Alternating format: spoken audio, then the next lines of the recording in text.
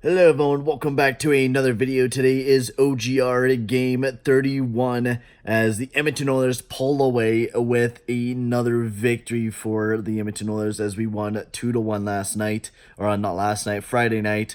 I've been doing lots of shit, getting high, getting drunk this past weekend, just kind of let it loose before I have to do some exams this week, which is starting tomorrow. So I've been studying hard today, so I just wanted to kind of post a quick update on the Edmonton Oilers game.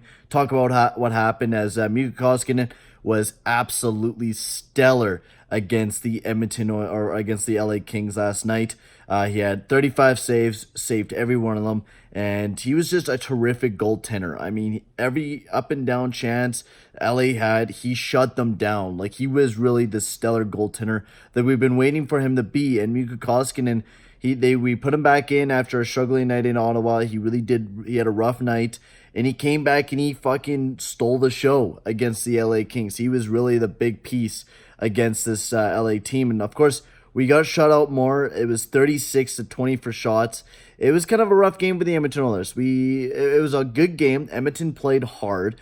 And our forecheck and backcheck, it's just unbelievable how well we backcheck and forecheck. Like the Granlund line, they do so well at it. Same with the C-hand line. Like, we might not get very much shots because of the skill and talent we have, because most of those guys are defensive. They mostly forecheck all the time, and that's what we do. We forecheck all the time, and we don't let them get the best chances. Like, yeah, there's going to be some good chances, but when there is, Mikko Koskinen's there to step it up and help us save us a goal or once in a while, right?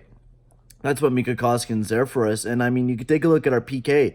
We shut them down in those two chances. And then on our power play, we got the 2 goals on the power play with Leon Draisaitl with his 19th and Alex Chasson, baby, with his 3rd on the year. He is starting to produce a little bit more. I mean, not as much as last year, and we were kind of expecting that not to produce as much as he did last year, but solid guy.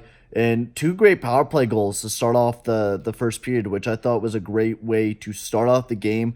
We solidified ourselves in the game.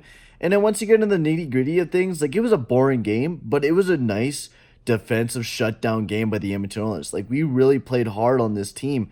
We didn't give them any air to breathe. Adam Larsson, he had a fantastic game last night. Like, honestly, 22 minutes alongside Chris Russell. They played great. I'm liking the way that we're kind of like everyone's getting a pretty good amount of time. It's not just one defenseman.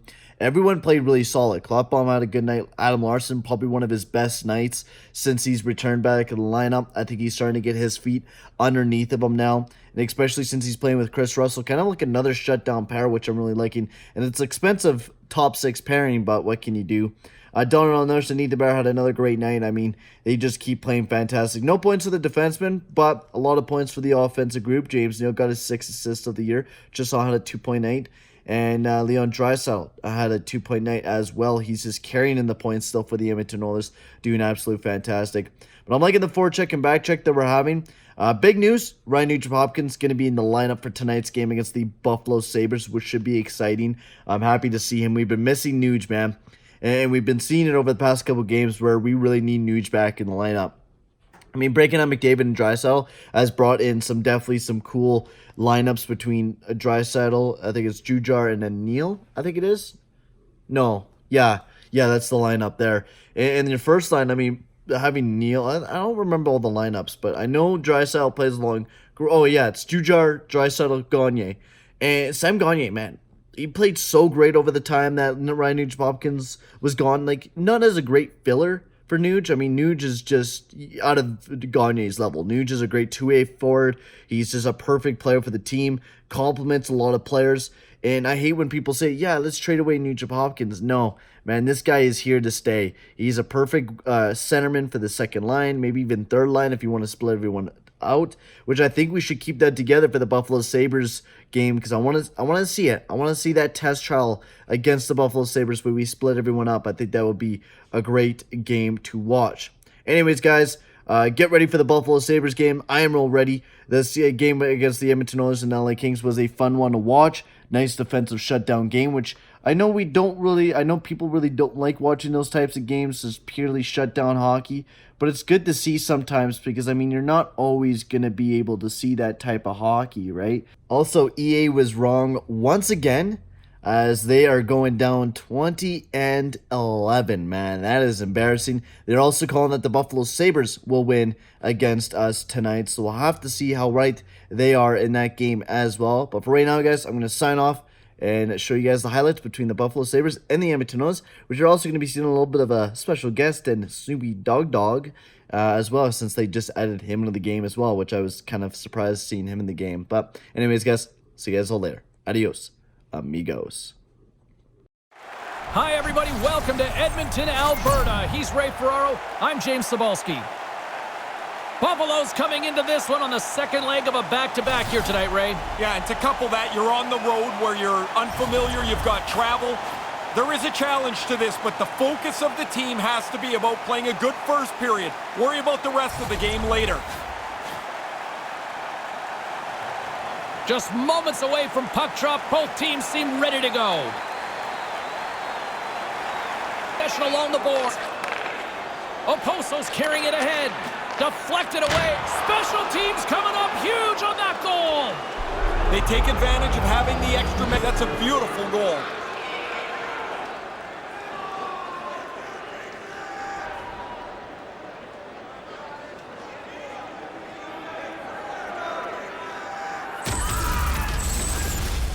Really nice play. Quick pass on the tape and into the net.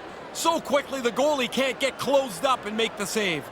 Directed over to Skinner. Great timing to come up with the interception. Scores! All over the rebound, and he puts it in.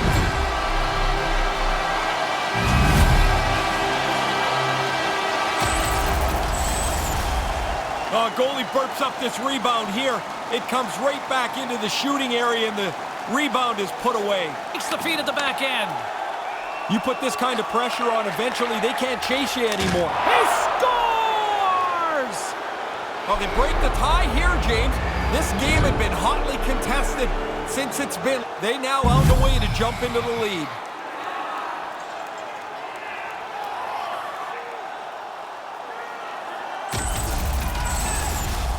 All kinds of bodies in front of the goaltender. I don't think he gets a clean play.